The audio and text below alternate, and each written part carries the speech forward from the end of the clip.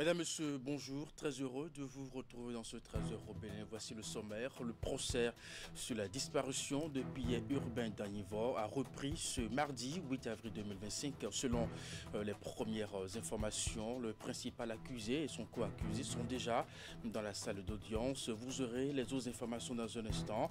Mais dans le village natal de cet ancien cadre du ministère de l'Économie et des Finances, les populations disent suivre de près la procédure judiciaire concernant ce dossier qui touche le frais. Nous les avons rencontrés à suivre dans ce 13 Robin, ce que pensent les populations de ces dans la relance de ce dossier.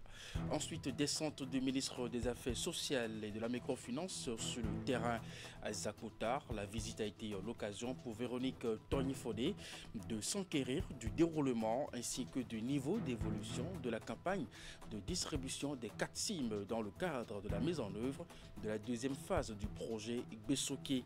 Et puis enfin, la Slovénie renforce ses relations diplomatiques avec le Bénin. Ceci s'est matérialisé à travers la signature de 2 documents de coopération à Cotonou entre les 2 États. C'est à la faveur de la visite de travail de 112 heures au Bénin de la ministre des Affaires étrangères et européennes de cet État d'Europe centrale, Tanja Fajon, a été reçue en ce 2e jour de sa descente par son homologue béninois.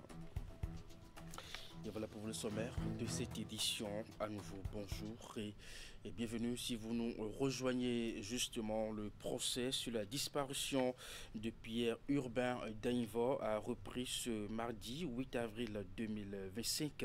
Et bien, selon les premières informations, justement, à la reprise de cette audience, le tribunal est en place et puis l'audience a repris. Selon le président du tribunal, les mesures d'instruction complémentaires qui avaient été ordonnées ont été exécutées. Les pièces relatives viennent d'être versées au dossier, notamment à la défense et la partie civile, mais ces pièces ne seront pas exploitées à la présente audience qui sera consacrée, selon le président, à la poursuite des auditions. Et pour l'audience de ce jour, 2 personnes seront écoutées, l'une en présentiel et l'autre par visioconférence.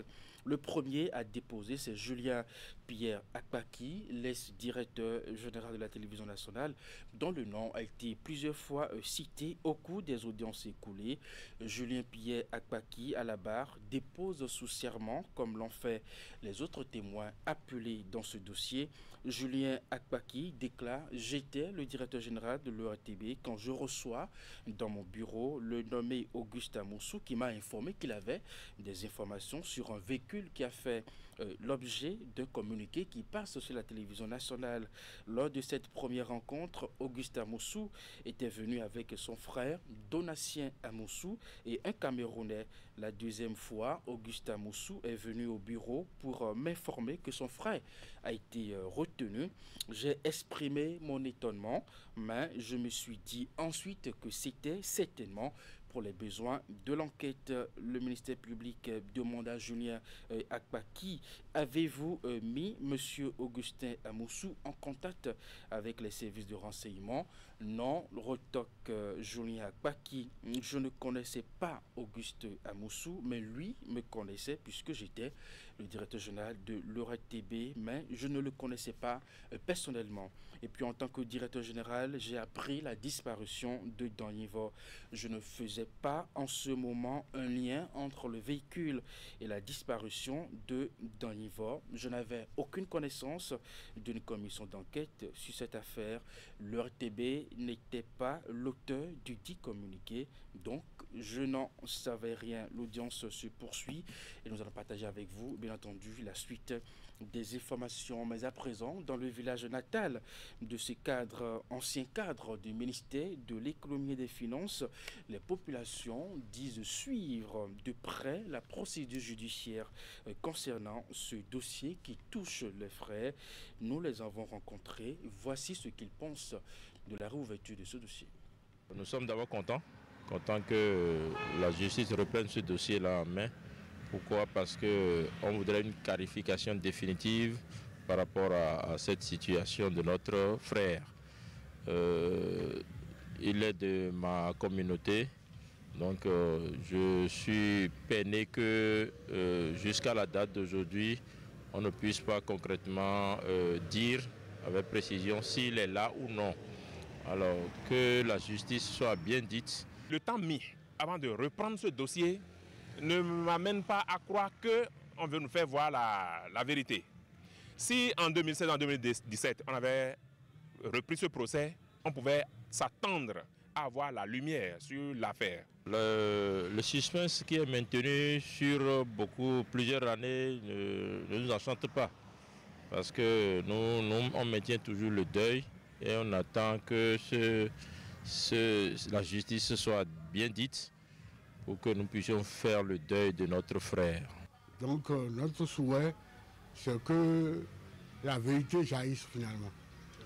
Parce que le flou qui a entouré ce truc-là, aujourd'hui, on nous confirme qu'il est mort. Nous avons besoin de 3 choses essentiellement. Premièrement, connaître le vrai assassin et non les supposés. Ensuite, si on connaît l'assassin, le commanditaire. Et précisément, comment cela s'est passé pour qu'il disparaisse à la fois avec sa voiture, son téléphone et tout. Et à la lueur vont les choses, tout porte à croire que ce serait encore biaisé ou ce serait perturbé par la politique. Et il y a des voix qui se lèvent partout alors que le procès est en cours pour faire comprendre que le procès est dirigé contre un acteur politique. C'est parce qu'on voudrait mettre fin à la carrière d'un opposant politique qu'on a rouvert ce dossier à quelques jours des élections présidentielles. Mais je voudrais demander à tous ceux-là, nous sommes tous des Béninois, de se taire et de laisser la justice faire son travail. Qu'on nous dise concrètement ce qui s'est passé sur un frère, un ami, un parent, parce que demain ça peut être le tour de quelqu'un d'autre. On voudrait avoir la vérité sur ce sujet-là, sur cette affaire-là. Descente du ministre des Affaires sociales et de la microfinance sur le terrain à Zakota. La visite a été l'occasion pour Véronique Tonifodé de s'enquérir du déroulement ainsi que du niveau d'évolution de la campagne de distribution des 4 SIM dans le cadre de la mise en œuvre de la deuxième phase du projet Besoki. Les détails avec Imet Elena Mouzou. Démarré il y a quelques semaines dans les communes pilotes, le projet vise à faciliter l'accès aux transferts monétaires aux ménages vulnérables. Sur le terrain à Zakota, la ministre des Affaires sociales et de la microfinance est allée constater le bon déroulement de l'opération de distribution des cartes SIM aux bénéficiaires du programme de filet de protection sociale productif Besoki. Nous avons démarré la deuxième phase de l'opération de distribution des cartes SIM et des cartes NPI aux ménages bénéficiaires du projet Besoki.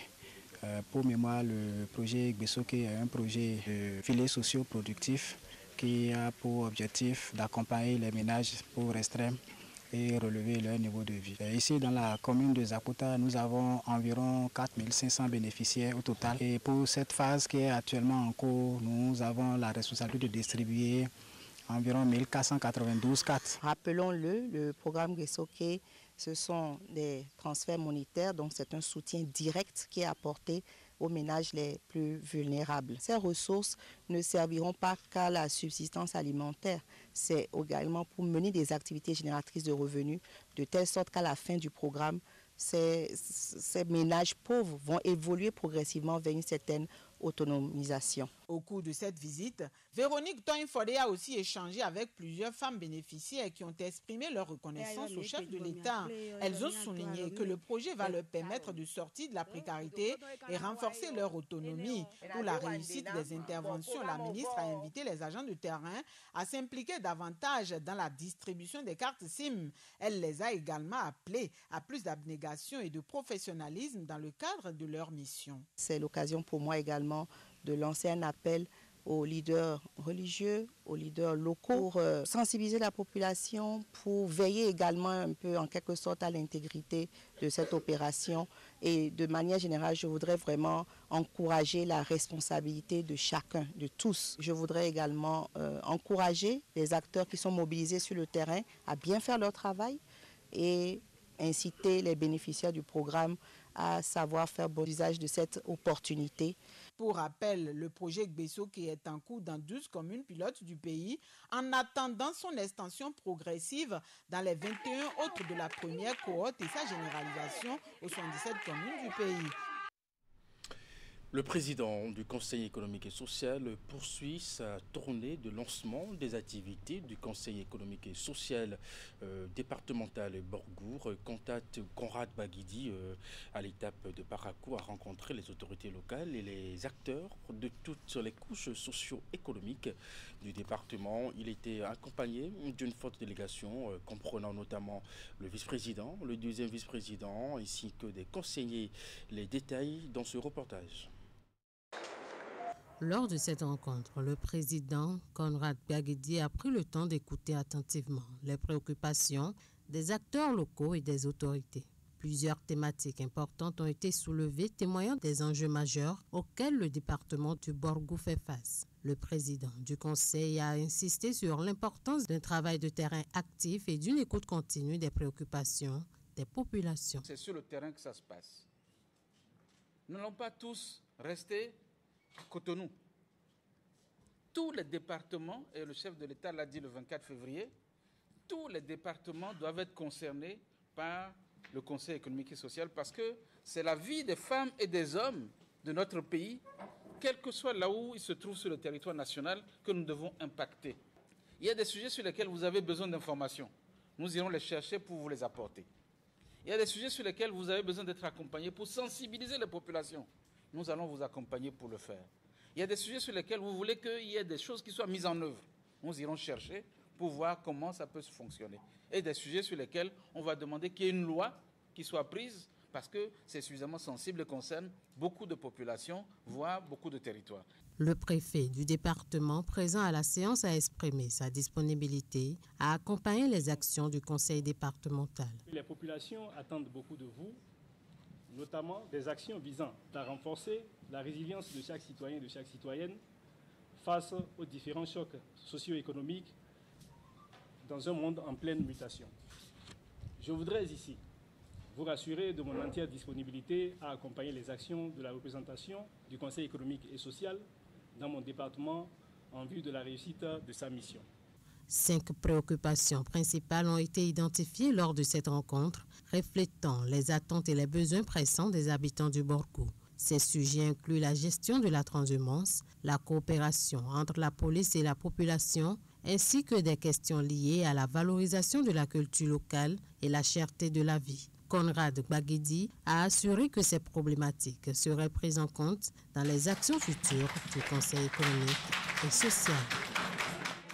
On parle diplomatie à présent. La Slovénie renforce ses relations diplomatiques avec le Bénin. Ceci s'est matérialisé à travers la signature de 2 documents de coopération à Cotonou entre les 2 États. C'est à la faveur de la visite de travail de 112 heures au Bénin de la ministre des Affaires étrangères et européenne de cet État d'Europe centrale.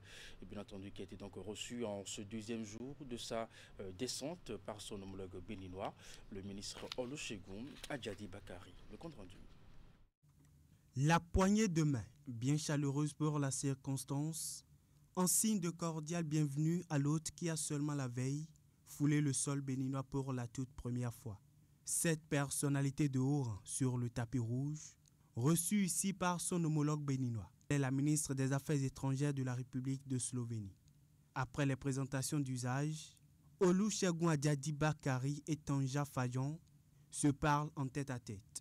S'ensuit la cérémonie de signature d'un mémorandum d'entente sur les consultations politiques et diplomatiques entre le Bénin et la Slovénie.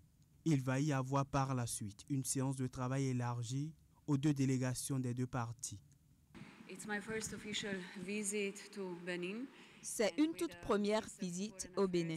J'ai rencontré le ministre des Affaires étrangères. Nous avons tenu de fructueux échanges et signé 2 accords bilatéraux entre nos États. Cela représente pour nous la première étape du développement des relations économiques entre le Bénin et la Slovénie. Je représente également l'Union européenne et dans ce sens, le Bénin est attendu en tant que pays stratégique au prochain sommet Union africaine et Union européenne. Nous avons aussi parlé de la sécurité et des modalités de soutien de l'UE au développement inclusif du Bénin.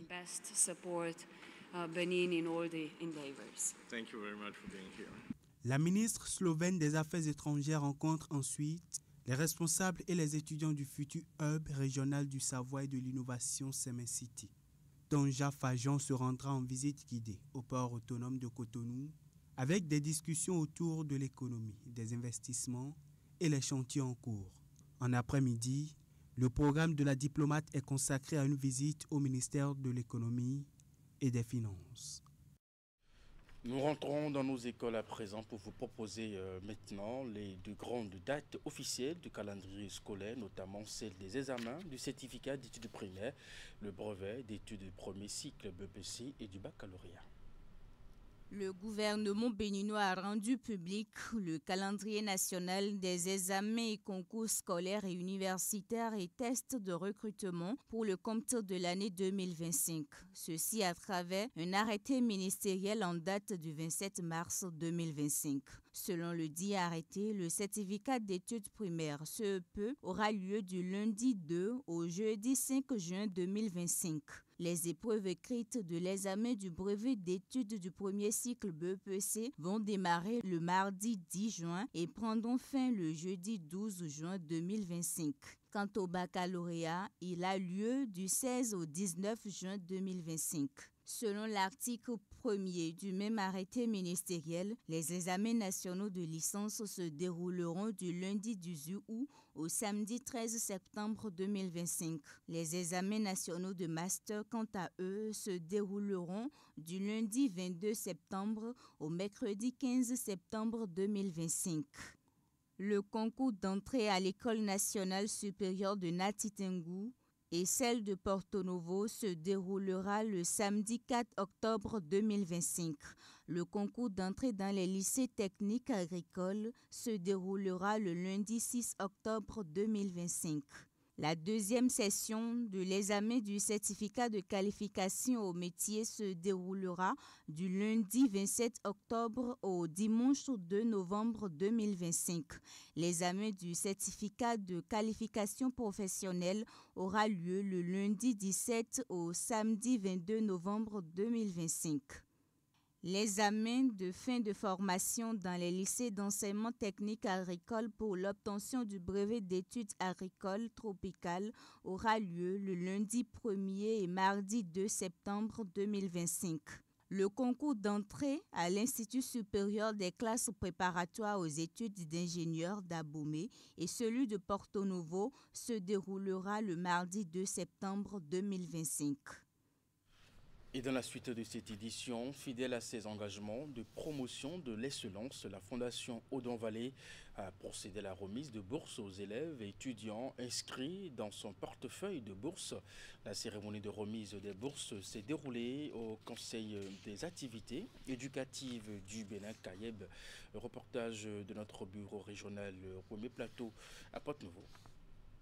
Ils sont près de 700 boursiers, élèves et étudiants qui vont recevoir courant ce mois d'avril leur bourse Valley.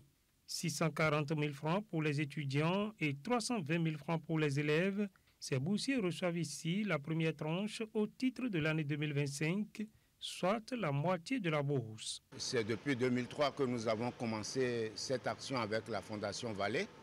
Donc aujourd'hui, en réalité, nous sommes en train de faire pratiquement les 23 ans. Donc la 23e édition de remise de bourse. C'est quand même important ce qui se passe depuis ce temps. La bourse Valley célèbre l'excellence en milieu scolaire et universitaire. Les critères pour en bénéficier sont bien définis. Pour bénéficier de la bourse Valley, il faut être parmi les meilleurs élèves du pays aux examens nationaux. Généralement, il faut être parmi les 70 premiers du Bénin au BEPC ou parmi les 5 premiers de sa série au bac avec minimum la mention très bien. Également les meilleurs du Bénin au CEP, 3 à 5 par année selon les résultats deviennent bénéficiaires de la bourse. Et ce critère qui est national permet d'avoir parmi nos bénéficiaires des élèves et étudiants de tous les départements et nous sommes vraiment bien satisfait de ce programme et de son déroulement. La bourse Valley est née de la vision de cet homme, Odon Valley, qui fait chaque jour un peu plus pour accompagner l'éducation au Bénin. Je pense que l'an prochain, il y aura des nouveautés qui feront plaisir au Bénin, à Porto Novo et qui amélioreront la qualité des bourses. Très distingué professeur Odon Vallée, la noblesse de vos pensées est traduite par la grandeur de vos œuvres à travers le monde. Laissez-moi vous dire que vous êtes le bâtisseur de l'excellence dont nous sommes les champions. Vous aviez marqué et continuez de marquer l'histoire de notre pays, le Bénin, de manière très positive. Soyez-en comblés à jamais et recevez nos profondes gratitudes. La deuxième tranche de la Bourse Vallée pour le compte de l'année 2025 sera remise en octobre prochain. Et puis justement, des comportements à Bargny, bien entendu, des routes du Bénin pour éviter les tensions entre usagers et même des accidents de circulation. L'insolence et l'incivisme, c'est le combat du Centre national de sécurité routière qui sensibilise les usagers de la voie à promouvoir certaines bonnes manières et pratiques. Le CNSR a lancé à cet effet une campagne nationale de courtoisie sur la route en début de ce week-end dernier dans la commune d'Abomey-Calavi. Voici les images. Cette affiche de sensibilisation met l'accent sur 3 aptitudes qui promeuvent la courtoisie en circulation. Le conducteur doit être respectueux, courtois et surtout bienveillant. En cas d'incompréhension, il doit toujours garder son calme. Autant de bonnes pratiques que rappelle le Centre national de sécurité routière aux usagers de la route à l'occasion de cette campagne nationale de courtoisie sur la route.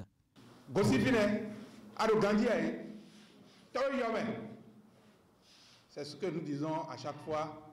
Lorsque il y a une mauvaise manœuvre, je vais nous inviter à tout faire pour éradiquer ces manières-là lorsque nous sommes en circulation. La courtoisie sur la route commence par un simple geste. Une simple décision de faire passer l'autre avant soi, dans un esprit de solidarité nationale. C'est un idéal moment pour le Centre national de sécurité routière d'attirer à nouveau l'attention de ses conducteurs de taxi-moto sur les facteurs de risque routier.